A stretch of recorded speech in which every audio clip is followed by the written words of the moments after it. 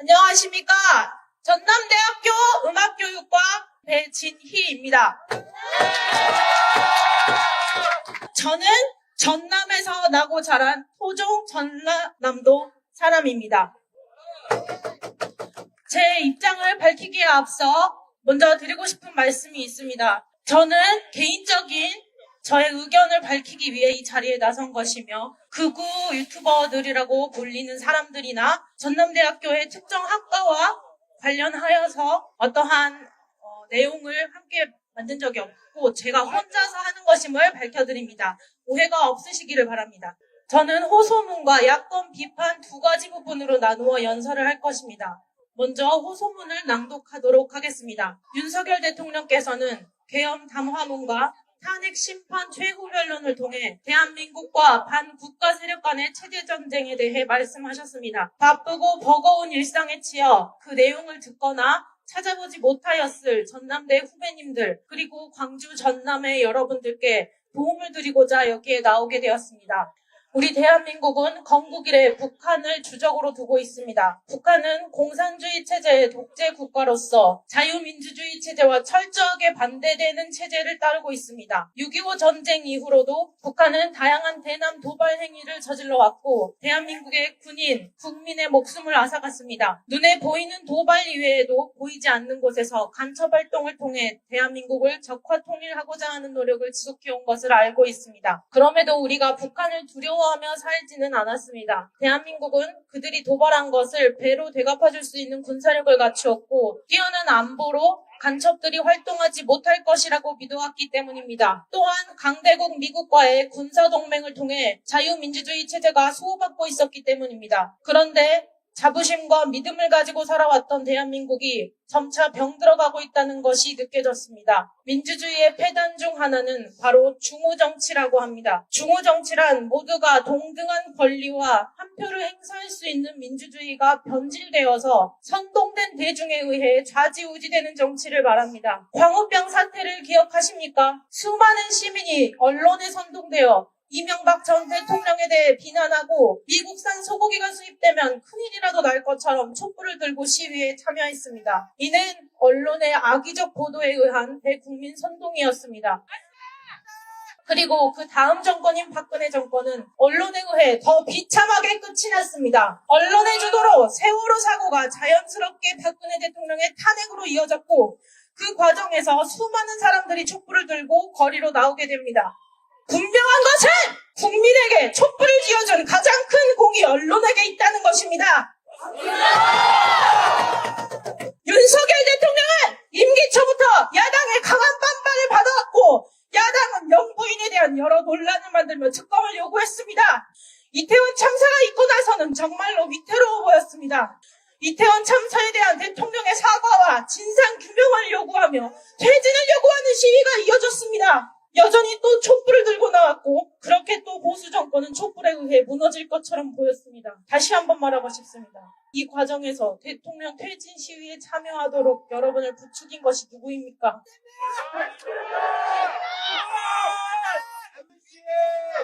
대통령 퇴진 시위에 참여하도록 여러분을 부추긴 것이 누구입니까?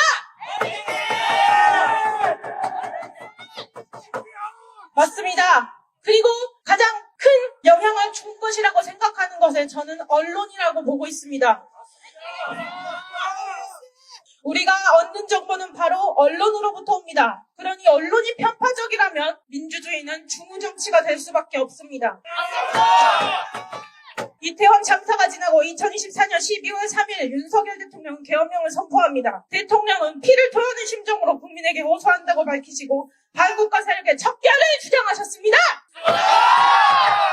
제가 가장 안타까운 것은 정치에 관심 없이 그저 언론의 뉴스를 꾸준히 접해온 국민들에게는 계엄령도 여야 간 정치 싸움의 일환이며 야당의 공격에 참다 못한 대통령의 선 넘은 공격으로 보였을지도 모른다는 것입니다. 그러나 수많은 국민들이 계엄령을 계몽령으로 부르는 이유가 있습니다.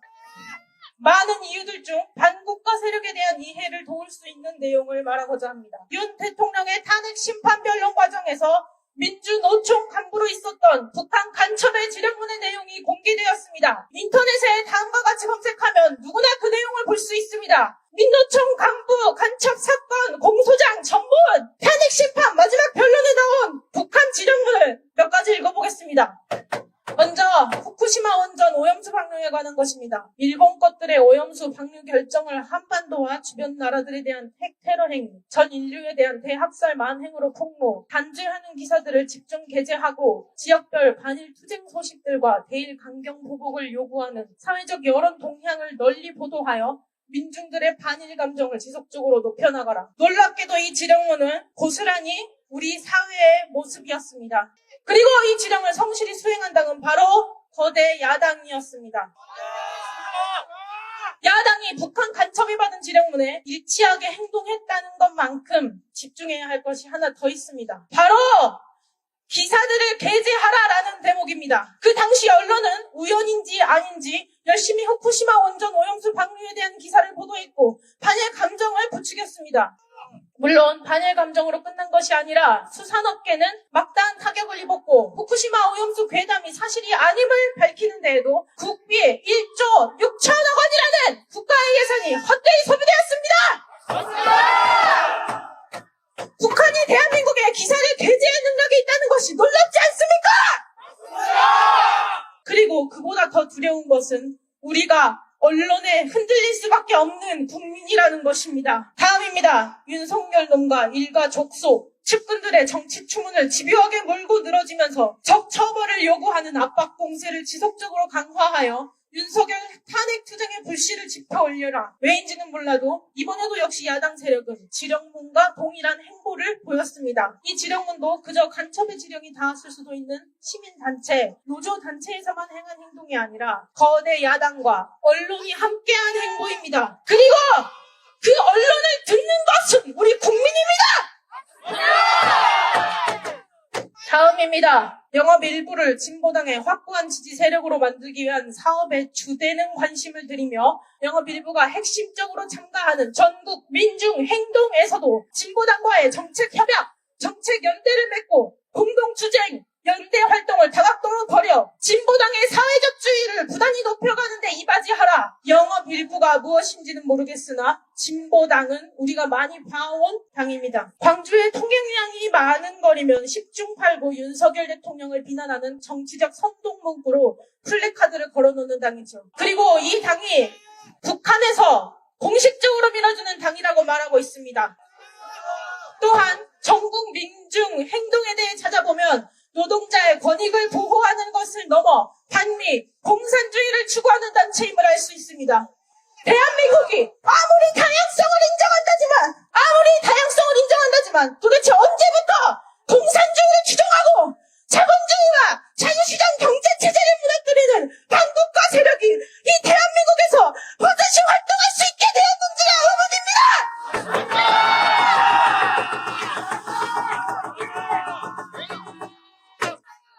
끝으로 하나만 더 소개하고자 합니다. 11월 12일 비가 오는 속에서도 이태원 희생자 추모 시민 촛불 집회를 개최하여 땡땡땡 퇴진 함성이 서울 시내를 뒤흔들어 놓은 것과 같이 땡땡땡년의 탄핵을 이끌어낸 2014년의 세월호 참사 진상규명 투쟁을 연상시키는 대중적인 항의 행동들이 연이어 벌어지는 한편 야당들이 정부 책임론을 최대로 부각시키면서 땡땡땡 패거리들을 집중 공격하고 있으며 심지어 보수 지지층 내에서조차 이번 참사의 책임을 회피하려는 당국 것들에 대한 불만의 목소리가 높아지고 있습니다. 땡땡땡에는 대통령님들의 성함을 넣으시면 이해가 빠를 것 같습니다. 이걸 잊고 있는 저조차도 이것이 음모론이길 바랄 뿐입니다. 그런데 어떡합니까? 이것이 법정에서 밝혀진 북한과 간첩이 나눈 지령문이라는 사실입니다. 도대체 우리가 추모한 시간들은 무엇입니까? 사람의 목숨을 정치적으로 활용하고자 하는 북한 간첩들에게 그들에게 동조하기 위해 촛불을 들고 애도했던 것입니까? 그래 맥락상 살펴보건대 어쩌면 세월호 참사를 정치적으로 활용한 것 또한 북한의 지령과 관계된 것일 수도 있습니다. 더 할 말이 없을 만큼 참혹하지만 이 또한 거대 야당의 행보와 정확히 일치하며 언론은 그들의 목소리가 되어주었습니다.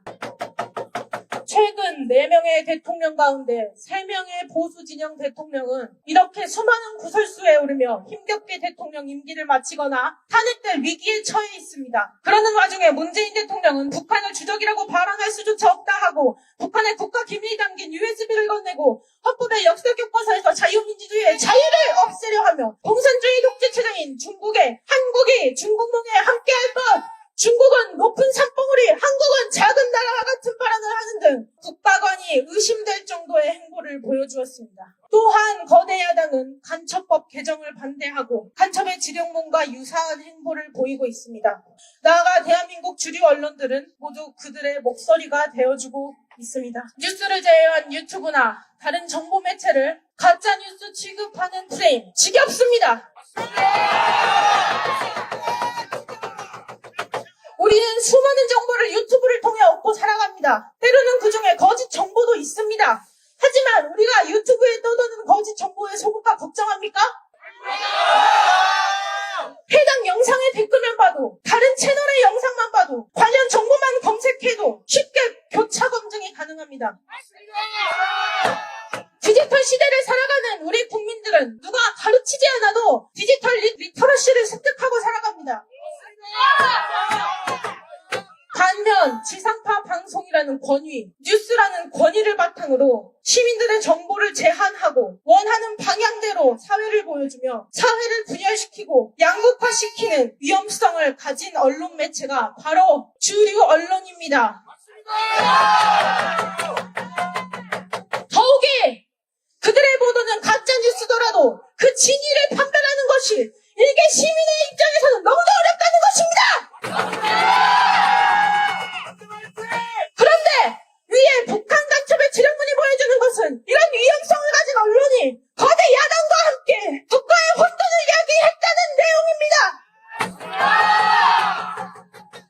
대통령 탄핵 심판 최후 변론이 있고 난 후 좌경화된 주류 언론들은 정당들의 의견을 전달한다며 남탓, 사과 없이 정당성 주장, 음모론, 두고 유튜버 개몽령 발언과 같은 내용의 기사를 보도하였고 다른 언론사도 최후 변론에서 있었던 여러 발언들을 재조명할 뿐이었습니다. 예시를 하나 들고 싶습니다. 작년 한 해 광주 시민들은 행복할 이유가 하나 더 있었습니다. 광주에 연고지를 둔 프로야구팀 기아 타이거즈가 우승을 했기 때문이죠. 우리가 기아의 야구 경기를 보는데 한 선수의 세이브 아웃이 중요한 상황에서 승부 조작의 정황이 발견되었다고 해봅시다. 제 아무리 음모론같이 믿기지 않는 이야기더라도 승부 조작의 정황이 있었다면 한 경기의 승패를 가르는 세이브 아웃보다도 승부 조작에 더 초점을 두어야 하는 것 아닙니까? 제가 현재의 사회와 언론을 바라보며 드는 생각입니다. 우리나라의 근간을 흔들 수 있는 반국가 세력의 정치 및 언론 간섭이라는 중요한 사안을 두고 모든 언론이 모른 채고 있으며 어떻게 오직 대통령의 탄핵 심판에 대해서만 보도를 할 수 있는 것입니까? 거짓 정보로 선동할 언론은 있으나 국가의 위기 상황에 대한 국민의 관심을 고조시킬 언론은 없는 것입니까? 제가 좌나 우로 치우친 사람으로 보이십니까? 이 우파의 불모지 호남에서 제가 우파를 지지한다고 해서 무엇이 행복하며 저에게 어떤 개인적 이득이 있겠습니까? 대통령을 지지한다 한들 주위에 정만 만드는 꼴이 되는 건 아닌가 하는 생각에 걱정이 되고 두려운 것이 현실입니다. 스스로 왕따 되기를 자처하고 그것을 즐기는 사람이 어디에 있단 말입니까? 저도 가족, 친구들과 실없는 소리하며 웃고 좋은 이야기만 하고 지내고 싶습니다. 그럼에도 여기에 나와 말하는 것은 오직 나의 국가에 대한 사랑과 걱정이 앞섰기 때문입니다. 부정선거, 반국가 세력의 정치 및 언론 간섭은 음모론이라며 넘어갈 일이 아니라 의혹조차 남겨선 안 될 중요한 사안입니다. 그런데 부정선거, 반국가 세력의 정치 및 언론 간섭을 그 모든 일의 가해자로서 있는 야당이 음모론으로 규정한다 해서 이거 음모론이네 하고 넘어갈 수 있는 일입니까? 심지어 언론과 함께 이미 국민을 선동한 경력이 명백한 당을 말입니까? 윤석열 대통령의 탄핵은 반드시 기각되어야 합니다. 이대로 탄핵된다면 부정선거, 반국가 세력의 정치 및 언론 간섭은 지금이 아니면 다시는 꺼낼 수 없는 이야기가 될 것입니다. 결코 음모론이 아니며 최근 있었던 CPEC에서 본 것처럼 미국의 정부와 트럼프 대통령도 공식적으로 인정한 내용입니다. 꼭 음모론이라고 할지라도 결코 정황조차 남겨선 안 될 일입니다. 이는 국가의 체제가 걸린 일이며 해결되지 않는다면 국가를 분열시킬 수 있기 때문입니다. 야당을 지지하시는 분들도 다시 한번 생각해 주시기 바랍니다. 윤 대통령의 임기가 고작 2년가량 남았습니다. 언론사들을 통제할 힘이 없어 내란 수개라 일컬어지고 헌법상 대통령으로서의 권한을 다하는 것이 정부인 대통령이 무슨 권력을 누리겠습니까? 제발 대통령께서 칼을 뽑으신 일을 마무리 지을 수 있도록 도와주십시오. 국민 여러분, 제발 관심을 가져주십시오. 뭘 자꾸 말할 게 있어. 대통령이 잘했으면 탄핵이 안 되겠지 라고 말하거나 정치 이야기에 뭐하러 열을 올리냐며 관심 끄고 말을 하지도 말라는 분들을 보았습니다. 그런데 대통령의 탄핵 심판조차 극좌편향적인 재판관들이 맡고 있습니다. 스스로를 좌파라 주장하고 공식적으로 사회주의와 공산주의를 추종한다고 밝힌 사람들 말입니다. 국가 대통령의 탄핵 여부를 결정하는 가장 합리적이어야 할 자리조차 좌우 진영 갈등에 물들어버린 것입니다. 이 상황에서 도대체 어떻게 대통령이 잘했으면 탄핵이 안 되겠지 같은 무책임한 말을 할 수 있단 말입니까? 국가의 미래를 생각한다면, 다음 세대를 생각한다면 어떻게 그런 말을 할 수가 있다는 말입니까? 저는 지역 갈등을 뛰어넘어 전국의 모든 국민이 스스로 정보를 찾고 정보의 논리성을 따져보는 등 개인의 역량을 스스로 기르고 빼앗긴 주권은 본인이 직접 되찾아 쟁취하는 힘있는 국민들이 되기를 소망합니다.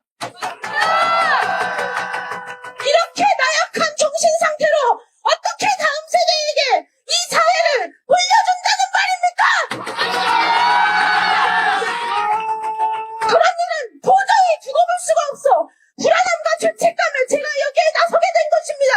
우리 기성세대가 더욱 강해져서 대한민국을 지성과 품위를 갖춘 강대국으로 이끌어가기를 소망합니다. 이상으로 호소문 낭독을 마치겠습니다.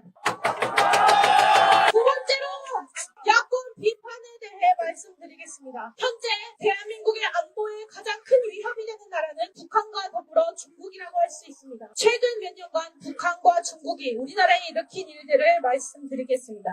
북한은 대한민국 쪽으로 지속적인 탄도미사일 발사, 오물 풍선 등 도발 행위를 멈추지 않았습니다. 중국은 우리나라에 자국민들을 보내어 부산 항에 정박한 미국 항공모함을 드론으로 촬영, 2년 이상 한국 군사시설을 불법 촬영하게 하였습니다. 또한 2024년 11월 국정원 건물을 촬영하였습니다. 이를 자행한 자는 중국인이었습니다. 대한민국의 안보를 심각히 훼손하는 이들은 어떻게 되었습니까? 우리의 주적, 북한이 아니라는 이유로 간첩법이 적용되지 않았습니다. 불구속 송치되었습니다. 우리의 국가기밀을 촬영하는 엄연한 국가안보 위협 행위를 하였는데도 이에 대한 조치가 이루어지지 않은 것입니다. 이뿐만이 아닙니다. 간첩 행위를 하는 자들이 여럿 있습니다. 중국의 국외 비밀경찰서로 밝혀진 서울 송파구의 중식당 주인, 비밀리에 국가의 중대한 첩보 임무를 수행하는 우리의 블랙요원 명단을 대량으로 중국에 유출한 정보사령부 공무원, 4조 3천억 원 상당의 첨단 기술을 중국으로 유출한 전 대기업 임원, 이들 역시 간첩법을 적용받지 않았고 각각 업무상 횡령, 국가기밀보호법 위반, 부정범죄방지법 위반 혐의로 송치되었습니다. 형법 제98조에 따르면 간첩죄는 1. 적국을 위하여 간첩하거나 적국의 간첩을 방조한 자. 2. 군사상의 기밀을 적국에 누설한 자에 한하여 적용됩니다. 현재 포괄적 안보 개념이 새롭게 등장하면서 적국의 개념이 모호해지고 있는 가운데 계속해서 간첩의 범위를 적국에만 두는 것이 아닌 외국으로 확장하자는 간첩법 개정안 제안이 나오고 있는 상황입니다. 그런데 이러한 상황에서도 더불어민주당은 간첩법 확대를 반대하였습니다. 맞습니다. 민주당은 과거 문재인 전 대통령의 한국의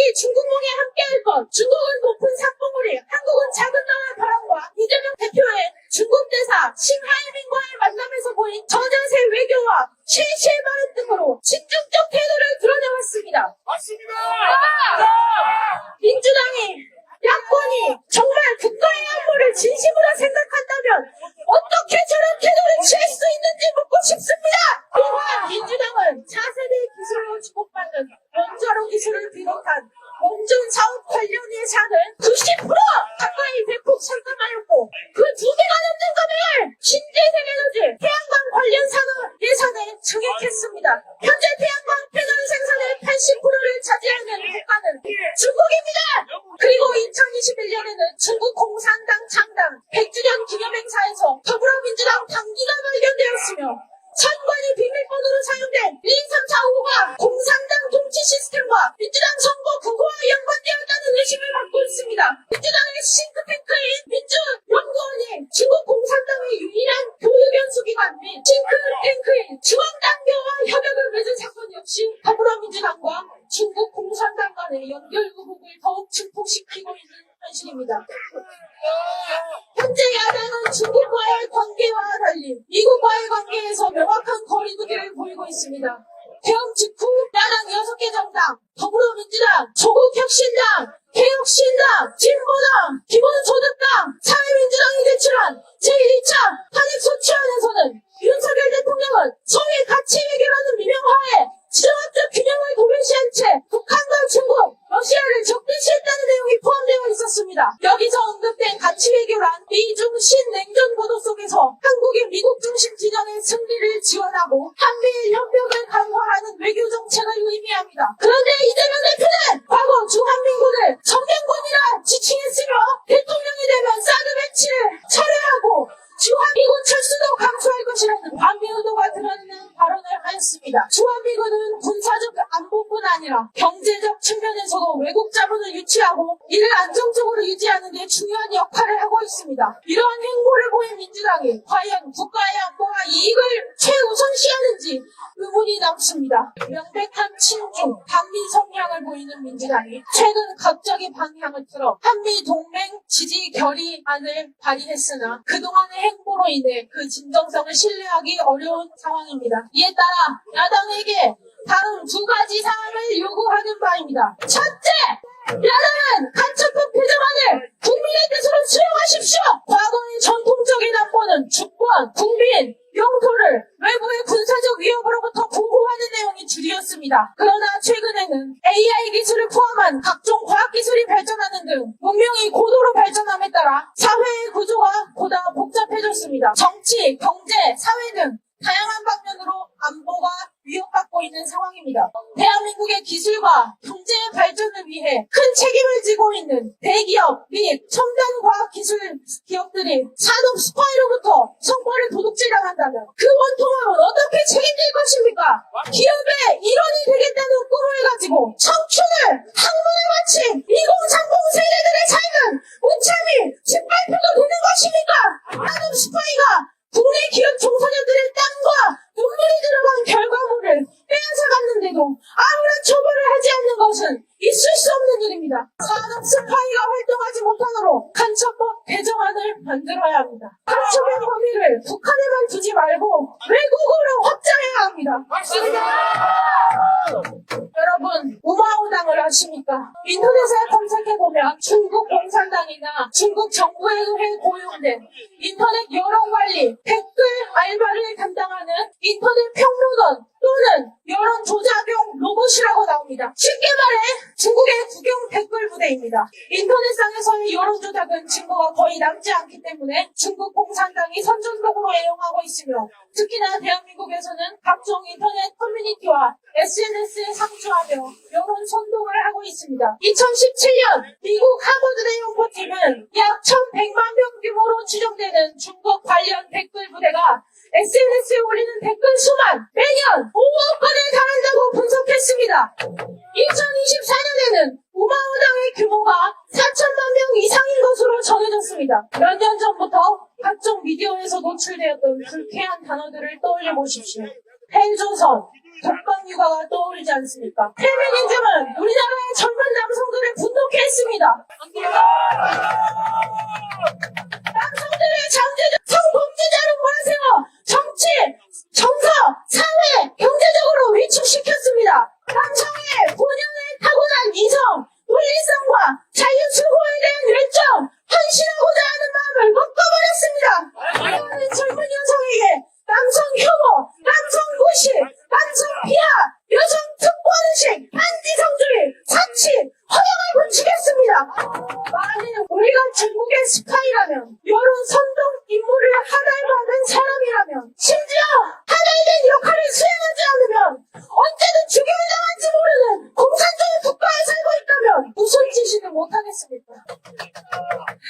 뉴스, 예능, 블로그, 유튜브, 인스타그램 같은 각종 미디어를 활용해 남녀 갈등, 세대 갈등 이런 것들을 부추기고 민족이 자기들끼리 치고받고 서로의 아픔과 상처는 못 본 채 하고 개인의 아님을 중요시하며 스스로 멸하도록 하는 방법을 택하지 않겠습니까? 미디어에서 우리 모두가 들어보았던 말들, 우리 국가와 국민의 자존감을 깎아내리고 가치를 폄하하는 말들, 누가 우리들을 가스라이팅했습니까? 더 이상은 이러한 사이버 테러에 당하고 있을 수 없습니다. 사이버 테러에 가담하는 자들을 잡아들이고 실명을 공개하고 처벌하여 더 이상 대한민국을 망가뜨릴 수 없도록 간첩법 개정안을 만들어야 합니다. 간첩의 범위를 북한에만 두지 말고 외국으로 확장해야 합니다. 둘째, 대한민국의 경제 성장과 안보를 위해 반드시 진중 행보를 멈추십시오. 미국은 공식적으로 자유민주주의를 수호하는 나라이며 자유민주주의를 토대로 경제, 기술, 문화의 성장을 선도하는 나라입니다. 그러나 중국은 공식적으로 공산주의 체제를 따르는 나라입니다. 독일의 나치, 그 학살자가 따르는 사상이 무엇이었습니까? 맞습니다. 공산주의, 사회주의입니다. 더 나은 사람, 멋진 사람이 되고 싶으면 배울 점이 많은 자의 곁에 머물며 그가 먹는 것, 말하는 방식, 사고 방식, 모든 것을 보고 배우라고 하였습니다. 근본 차후, 나쁜 사람과 가까이 지내면 나쁜 버릇에 물들기 쉽다고 하였습니다. 6030, 6070 세대들, 그리고 이 자리에 모인 우리 광주 시민 여러분들은 공산주의가 너무나도 싫습니다. 공산주의의 끝에는 명예의 실추, 파멸, 허무함이 기다리고 있습니다. 제발 이 나라를 살려주십시오. 제보하는 국가를 만들 것인지 진보하는 국가를 만들 것인지는 지금 우리들의 손에 달려 있습니다. 자유민주주의를 수호하는 우리 애국 시민들은 대한민국의 자유를 지키기 위해 목숨을 걸었습니다. 이 자유주의의 물결은 결코 잠재울 수 없을 것이며 우리의 뜨거운 의지가 귀를 열지 않는 사람들의 마음 깊숙이 파고들 때까지 계속 큰 목소리로 외칠 생각입니다.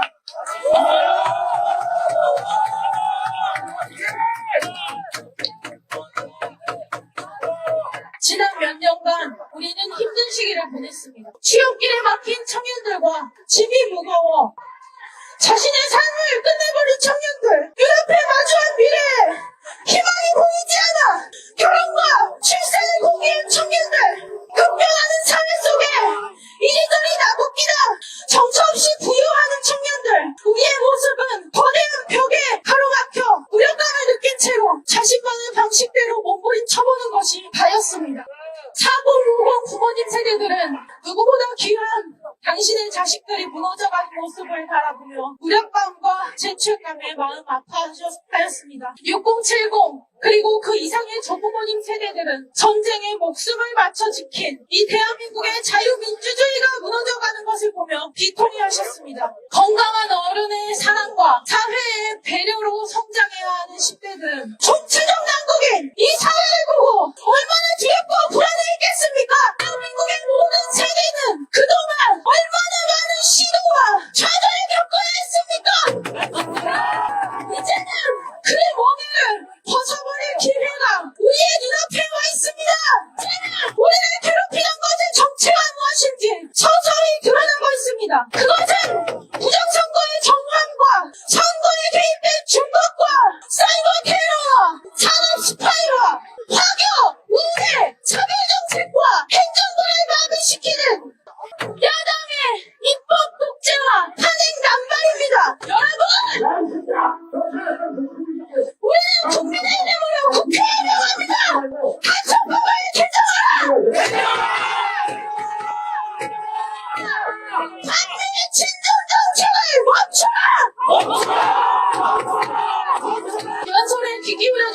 그들께 진심으로 감사의 말씀을 드립니다.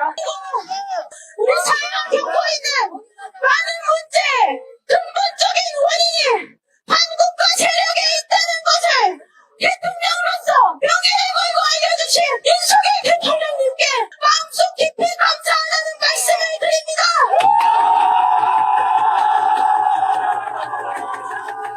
지금 3월 1일 서울의 여의도와 방화문 두 군데에서 오후 1시 대통령 탄핵 반대를 외치는 집회가 있을 예정입니다. 광주 시민 여러분